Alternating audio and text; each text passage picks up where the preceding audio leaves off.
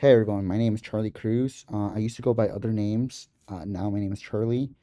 In either case, today I'm going to be recording the first lecture of the Art of Lazy Programming, Call 128. Specifically, if you don't know what this class is, it's a class that is being taught at Rice University by, well, myself, Charlie. And this is meant to be a class that fills in a specific gap. And this gap, I'm just going to be explaining later on, just some things. And essentially, what I'm going to be doing in this class introduction is, not going more really deep into the material because I know that some people are still trying to figure out their schedule, but more or less what this class is supposed to be and if it's for you.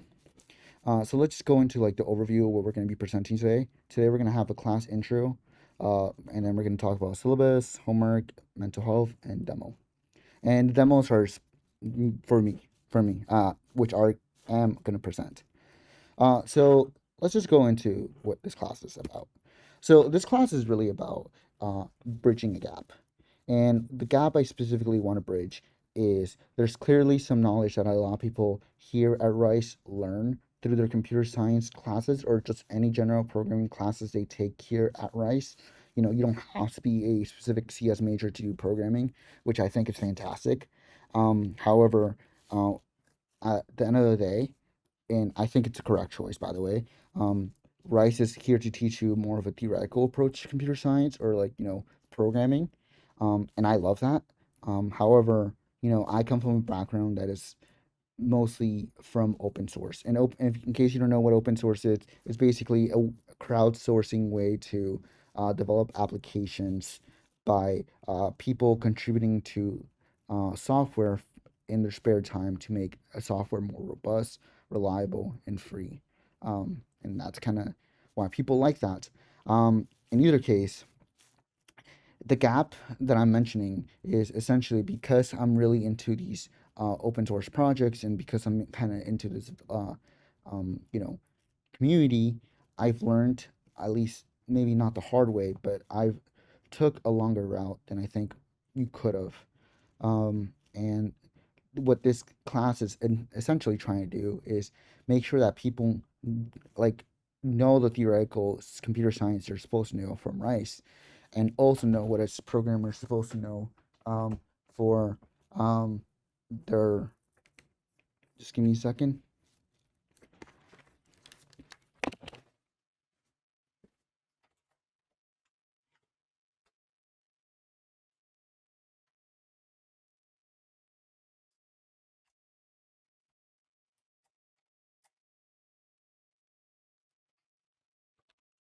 No, sorry, I'm back. I'm gonna cut that part out. And know the theoretical approach from computer science from Rice University, but also know the programming stuff they need to know that it's useful really in a developer setting when you actually have to code with a team or not.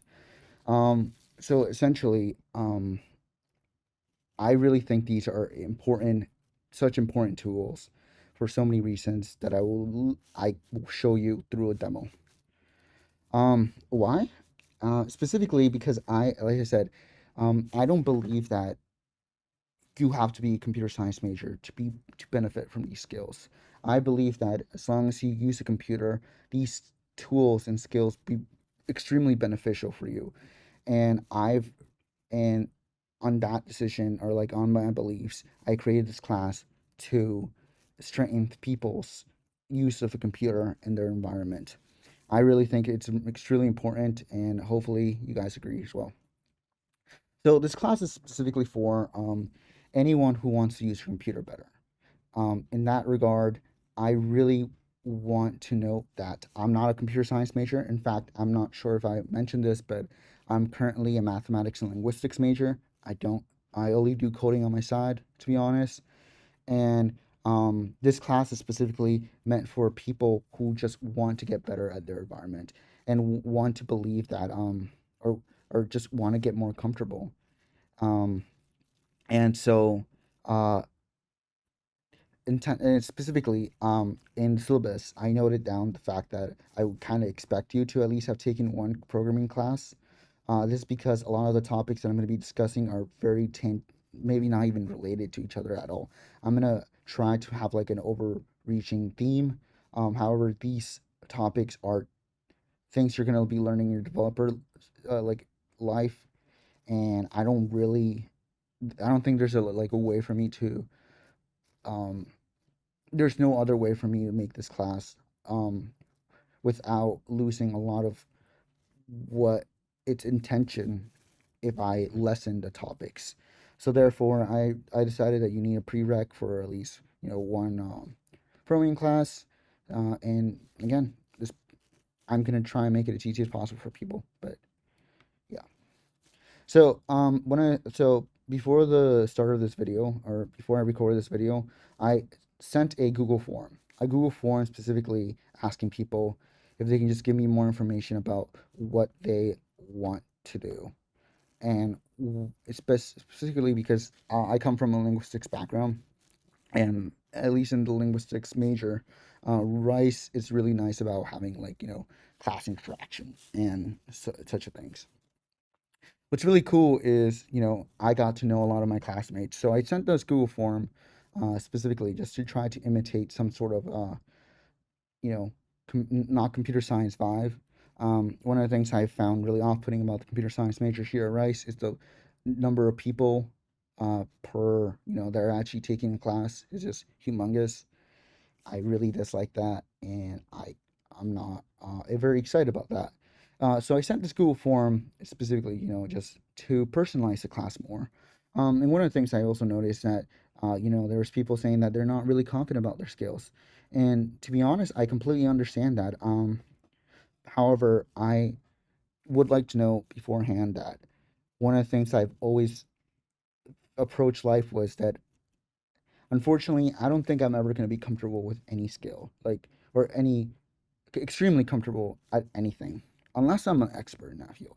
What I mean by that is that I always think there's going to be challenges, and there's always going to be a bigger, I guess, block, a bigger wall that's going to prevent me from always doing my best. However, as long as I use my previous knowledge and my previous skills I've learned so far, I can successfully create something or approach a problem in and get a solution in any way.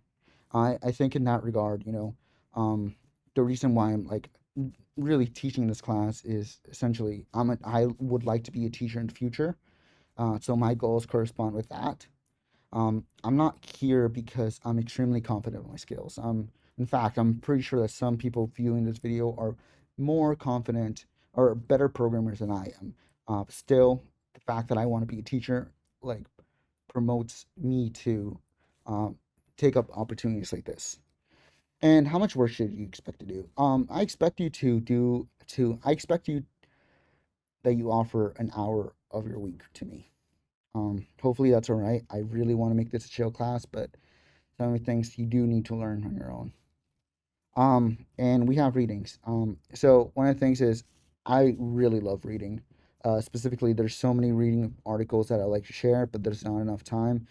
But reading these kind of articles gives you such a huge perspective on life. And I really just wanted to note down the fact that it's really nice to have all these things, um, but just being able to read about people's experiences through a book, it's just a humongous plus that I feel like more people should do. So I'm gonna enforce reading because I enforce reading as one of the homework parts, but you don't really have to submit anything. In fact, you can just skim the reading. Just even being able to skim something is so like an article that I'm going to send to you. It's really, really going to be great for you and your learning. And is this information really important? Like overall, the topics that I picked for this class, I feel like are extremely uh, just beneficial. And I think if you're really interested in becoming something like computer scientist, having a class like this is just the way. So other important information is all the class website notes, homework are going to be posted in lacy.rice.edu. Um, in the Google form, I also asked for Google, your GitHub account. You should have received this. Um, and I would like you to accept the invitation. Additionally, for third thing, you will be using tools you don't know. In fact, I'm the kind of person who teaches by example, and I really do believe that I can't teach you everything, but I can teach you to the know of existence of these tools.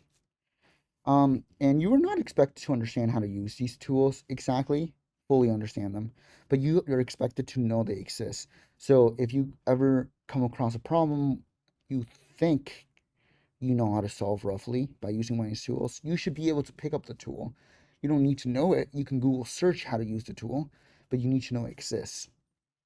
Finally, even though I'm making these videos, I really think that class time is going to be more valuable because I'm going to be showing more things.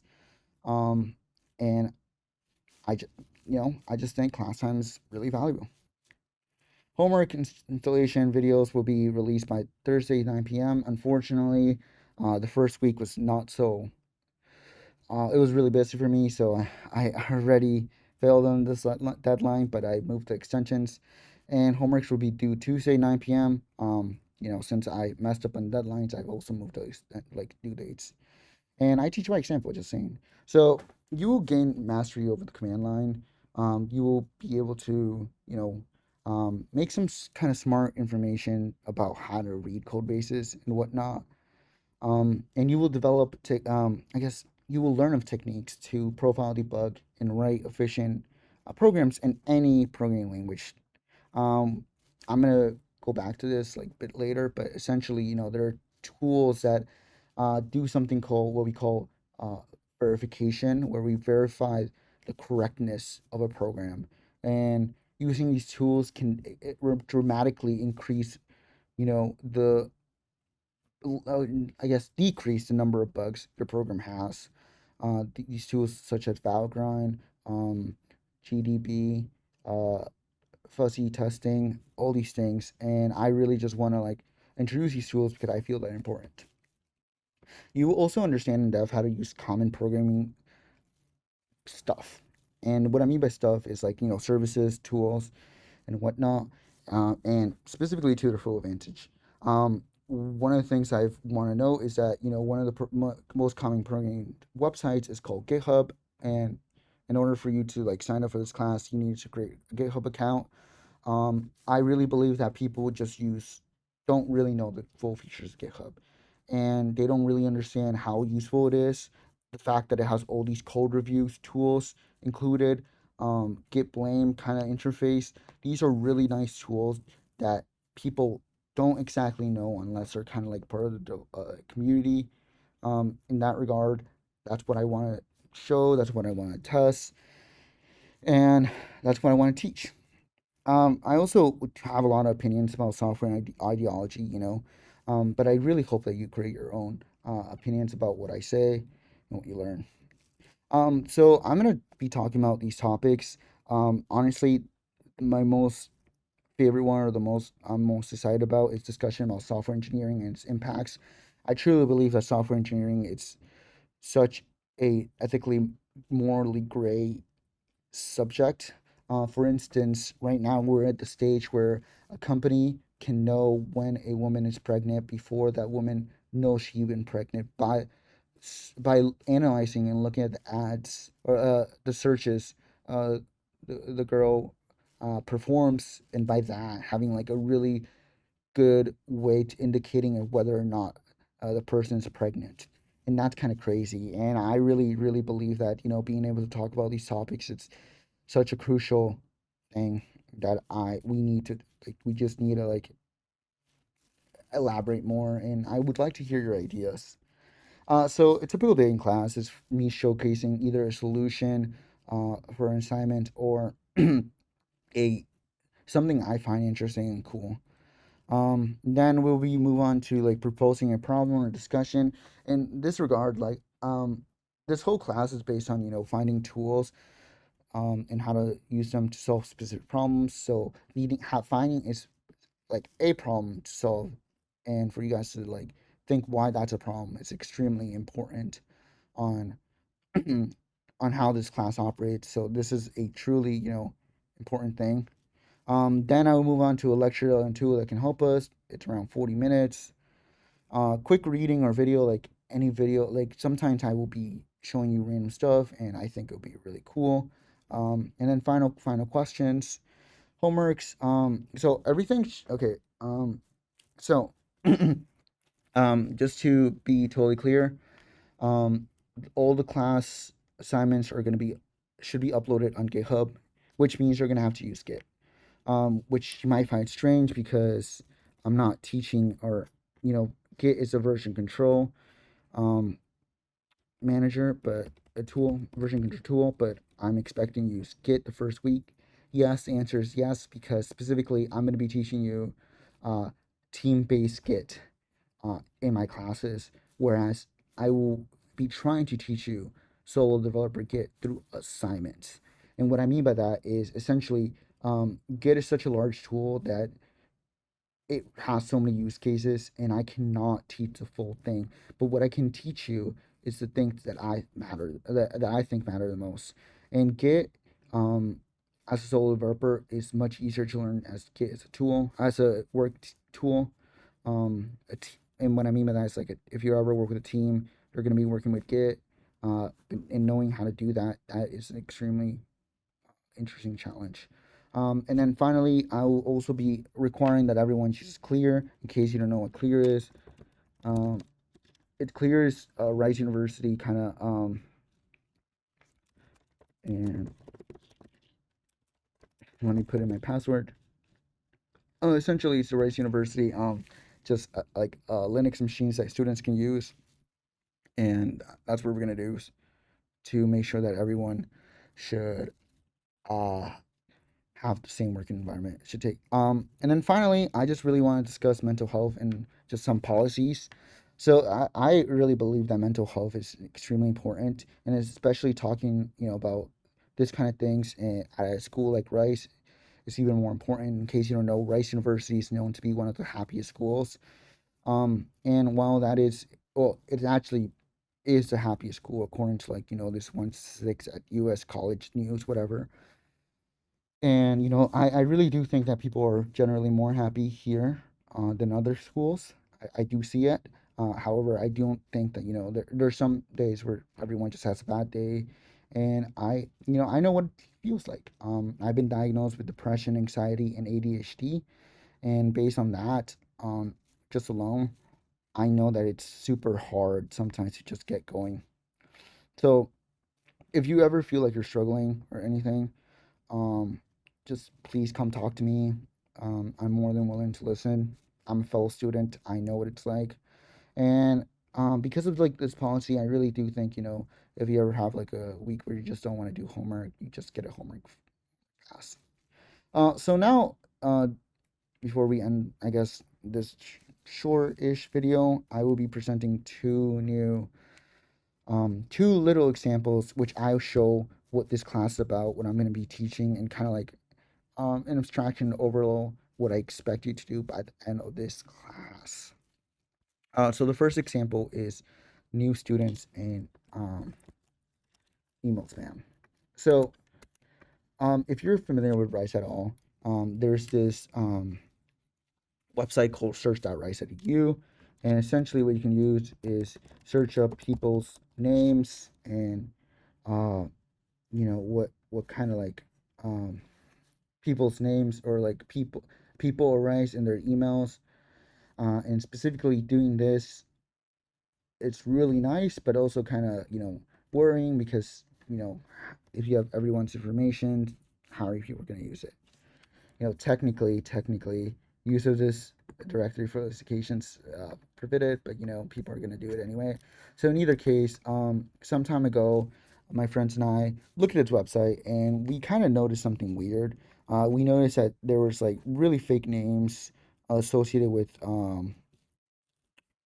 just uh just really fake names, and like interesting enough, they were like, okay, I'll just show you an email I wrote, Dan Levin.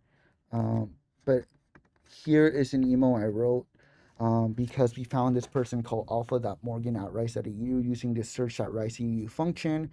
I sent him an email, and essentially this was before my name changed, but apart from that, we found this like these names really interesting because they had really interesting majors and also like really just funny names. And we wanted to find out whether these people were real or not, and we believe that um, essentially Rice includes fake names or fake emails, because if you email these people, um, you they will know you're a spammer or you're using this email as a email list. So essentially, once we kind of like found these names, we kind of like wanted to do kind of some data analysis. So thankfully, what we found out is that search.rice.edu has this and what we call an endpoint, or basically part of a URL that kind of redirects us to this kind of looking weird looking website. And in case you don't know, this is what we call JSON, or JavaScript object serialization, or JavaScript serialization object notation.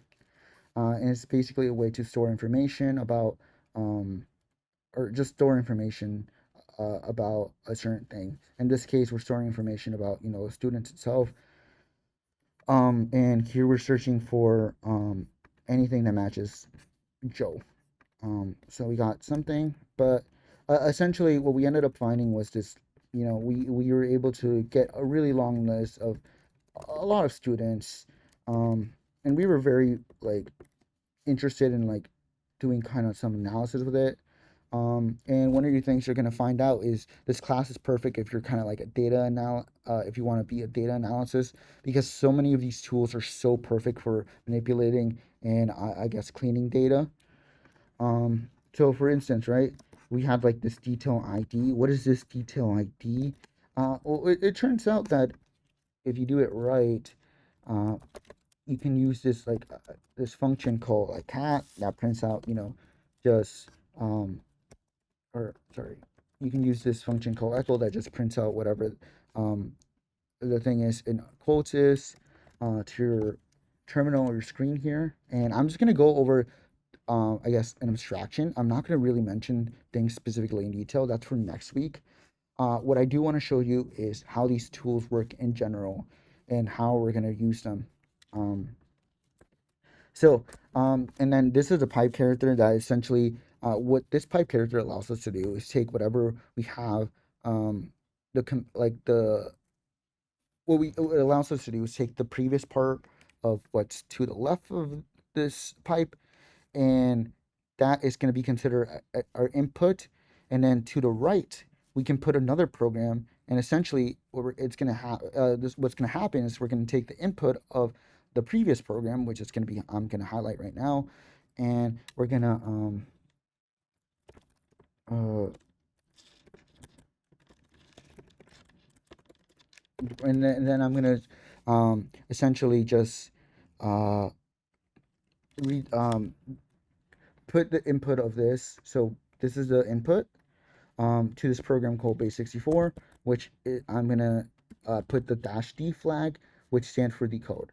And once I print this, it gives me the actual um, words, the decoded words of this um, of this text. And as you can see, this is kind of important because if in case you don't realize it, um, we have the net ID here. So this net ID and detail ID are kind of the same.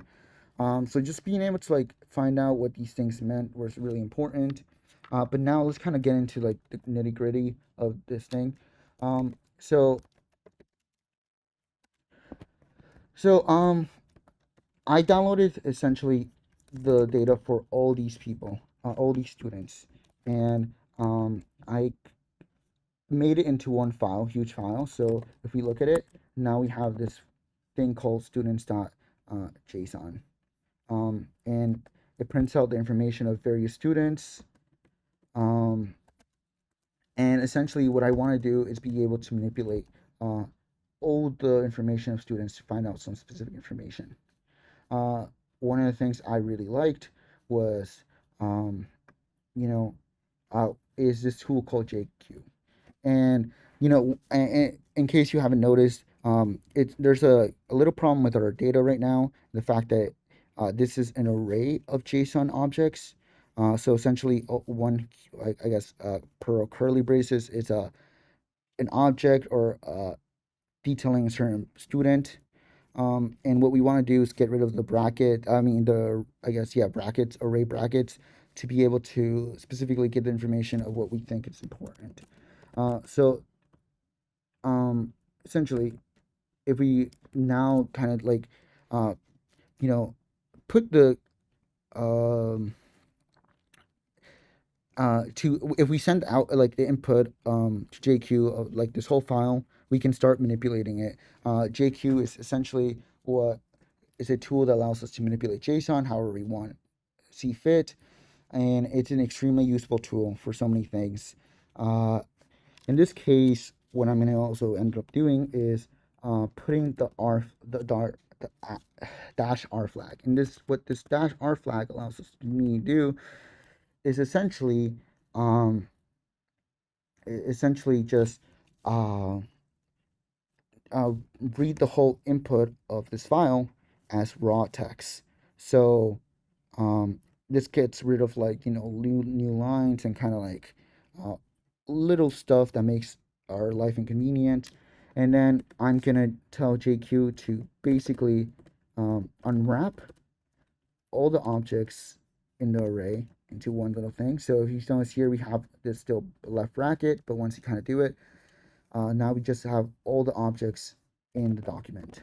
Um, and why this is nice is that now we can now tell JQ to start filtering, or in this term, I'm using filtering as sort of a trimming down. So if I want to search up for the year of every student or the net ID of every student, I can, and simply by using this dot and then the field name of a field that I'm trying to look for. In case you don't know what a field name is, here we have how JSON works is by having sort of a key value sort of notation where you expect the keys of everything to be kind of consistent, and then you can change the values. So in this case, I'm able to kind of search for the net ID of everything. But one of the things that you might have noticed is there's this really interesting field called phone, and it's empty, but it's really interesting to see that if for some reason none of the if we can just take a look of if we can find information sort of like we can be sorry, let me rephrase that. If we can be dubious enough, what can we do and how can we impact people? Like, this is a lot of data and this is really interesting data, but at the end of the day, it's kind of dangerous to have this thing. Um, so I wanted to essentially trim it down in such a way that I'm able to uh, find the I'm not going to put names, but the emails of everyone who has a phone number um, registered in our search.ICU. So what really is cool is that JQ also allows you to search by conditions, and in this case, I am gonna do the select, which is allows me to select specific objects based on a condition, and the condition I'm gonna use is if phone is not equal to empty. Um, and once I have that, it gave me a compiler because I didn't really do anything, but then I can just use like netid. Oh. Um, so thankfully, this is a live demo, so I'm obviously gonna have like some errors. But thankfully, I was smart enough to do kind of like some pre-planning. Um, and oh, I see my mistake. So it's just select, not dot select. So in case we search out for every phone number that it's not empty and they're just their net ID, we can now trim down a huge list by let's see. Um, So originally, here I'm going to pipe it to another program called WCL, and I am going to just search up for net ID. So we had 4,468 potential people we had to search for, and by doing use like kind of doing this whole little um, filtering before we started, we were able to successfully, you know, get a lot of information at such a quick time that it just kind of impresses you. Because searching for those 4,000 people would have been a huge waste of time. So if we kind of press this, we can now start seeing, kind of random phone numbers. Uh, yeah, it's kind of concerning that, there's even this information kind of available. But yeah, you can do so many things that people don't would take hours to in such a quick time just by being able to use these tools and manipulate the data however you want it. And that's kind of like the first example that I want to show where what I'm gonna be teaching. So that is, doing that.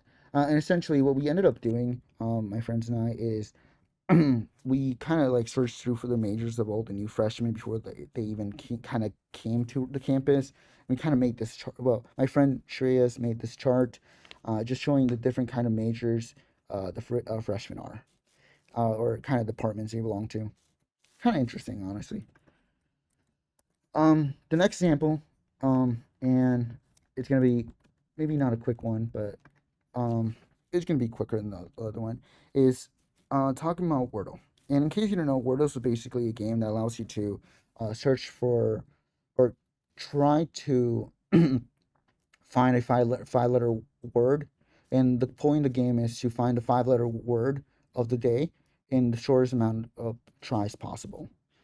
And there's a lot of rules, but essentially, what I specifically liked about Wordle is that I didn't like playing it. I'm a really bad guesser, and I don't really like that. But I really like the idea of being able to write a bot that solves it. And there is this YouTuber called John Who that essentially showed a really cool example that I'll like show you of how to like create the proper data set to train a Wordle bot. Um, so essentially, um, in case you don't know, this is a website called Google Books, and why this is really cool is because essentially this is all the like single word data set of Google's. Okay, so essentially Google scans a lot of books. They scan so much information, and thankfully because this is like a collection of all the words they scanned and the data associated with them.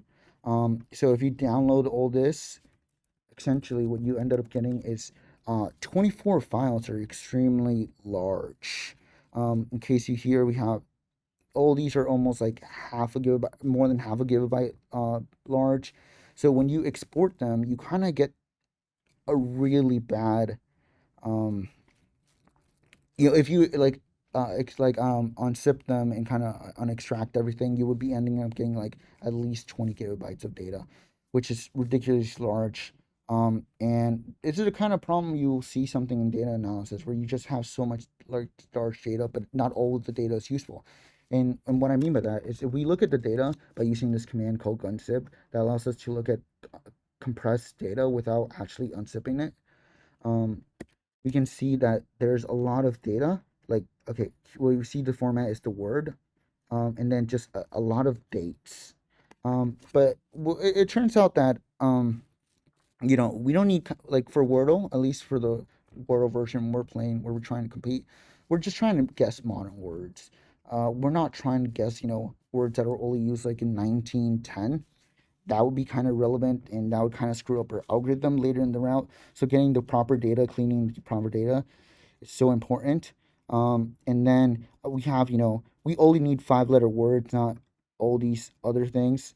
And another thing is Google sometimes like to annotate a certain word with kind of like their a certain word would kind of whether they're noun, adjective, or whatnot. So we kind of just want to get like a 5 letter word all 5-letter words and their data associated, and then we can get rid of everything.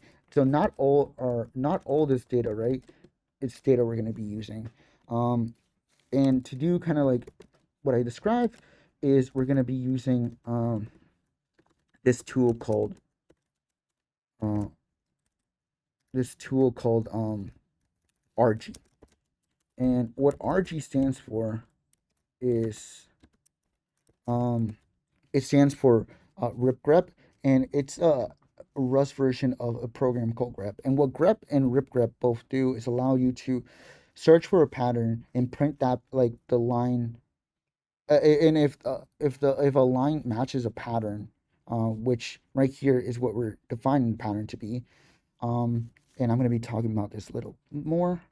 Then print out the line associated with it. So essentially, what we're saying here is the pattern we're trying to match is give me any 5-letter word that have the English lexicon letters in it. So A through Z. So any A through Z or capital A through Z letter that matches, and if a line matches that, great. If it doesn't, we're not going to print it out. And then we have this little bit saying, if for some reason Google did annotate that word with noun or adjective, we should be able to match that and print that result out. And then we have like this plus because we don't know how many spaces there's going to be. But we don't know if it's going to be there or not. But if it is, we do want that. And then essentially this little tab is just to be sure we're matching the correct thing. And this little I/Z is to essentially say that we want to look at these compressed files. Please do that. And once we run this, it's going to take a little time because it has to run through so much data, but it's still kind of fast. It's still extremely fast, and it's much faster than being able to like look at all the um all the data that we would ever getting rid of it. It would be much faster. It's so much more faster than looking at all the data and then kind of filtering um data we need afterwards. So um one of the cool things about these tools that I'm going to be teaching is essentially um you don't one of the okay, so there's like a brute force approach, which is making a Python script and then kind of getting all the logic right, but that's going to take so much time. But in this case, you know, once you kind of like know the general idea of what you want to do, using these tools that I'm going to teach you is so much more proficient, more reliable than not using these tools. That is so much. That's really crazy. So if we look at 5 letters dot text, we can see that it matches a lot of our terms or the information we're trying to look at. 5-letter word, and then if they have noun and adjective, which is really nice. And then essentially, and what I've been doing is cat just basically prints out the whole file to our screen, um, and I will be talking about that more later. But as you can see, this is still a lot of data, and we don't really what we really just need is just a word, and then the latest date, since we just really care about the modern instance. So what we're gonna do is just do that. And the way we're going to do that is um, by using a command called, let me see, oh, there we go. Using another command, another program called awk. And what awk allows us to do is basically, all these things are separated by tabs. So what awk allows us to do is kind of manipulate files that are separated by a certain delimiter. And by delimiter, I mean like something that separates a column of text. So technically, in English, we kind of delimit the end of a sentence using a period. Here in this 5letters.txt, we're delimiting everything by a tab. And what we're essentially going to be saying is we only really want to print out the first word and then the last thing, which has more information. So here we're saying, print out the first thing and then print out a tab and then print out the last field. And this is just a really nice shorthand conversion for that. And then essentially, we want to get rid of old, like these noun adjective things. So what we can use is do another command called sed and substitute this little underscore for comma. And then what we can do is essentially just print out, um, delimit everything by a comma now and just print out uh, the word. And because these letter dates are separated by year two, we can also just get these nice fields. So if we do that, this is going to take some time as well.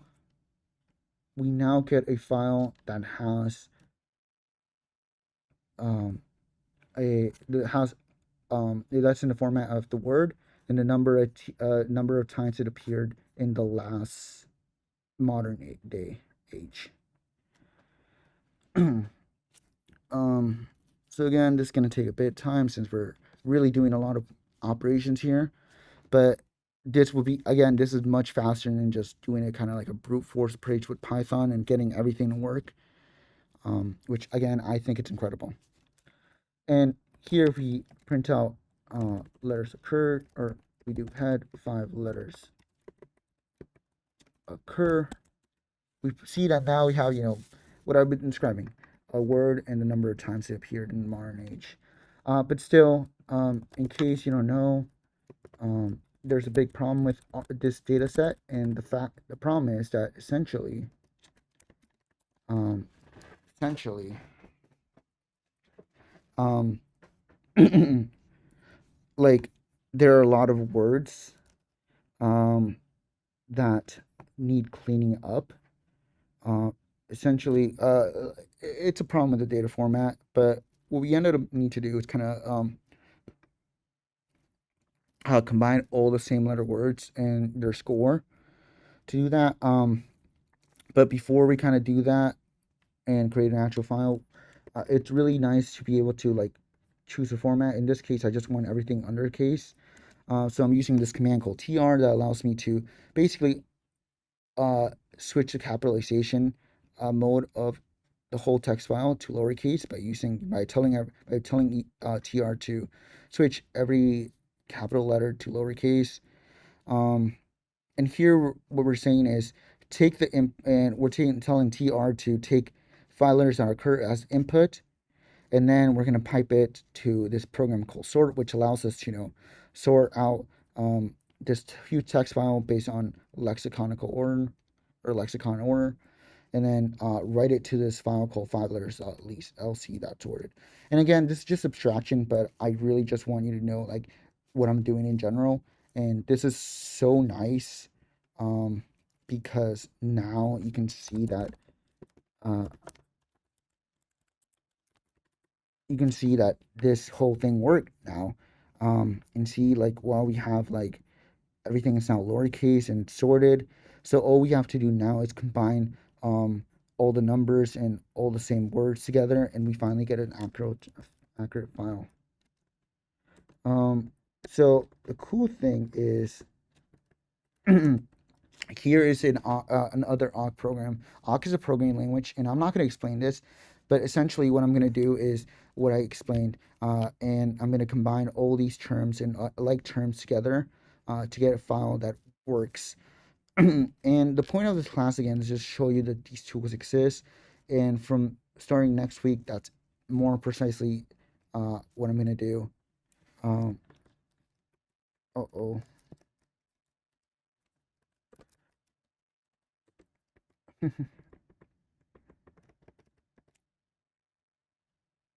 Hopefully, okay, this one seems to work.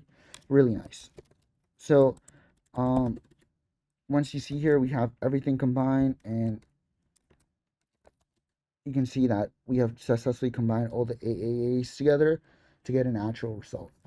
And again, this is just a kind of high level overview of what I'm going to be teaching you in this class, but I just kind of want to get you familiar with that these tools exist and what I'm going to be teaching you. I think overall these things are going to be extremely important, um, and you're going to have a lot of fun with this class if you take it. I went a little fast, but during class time, uh, I'm more proficient, and I'm going to slow down and take questions. In any case, that's the end of the video. I'm going to edit this and just have a nice day.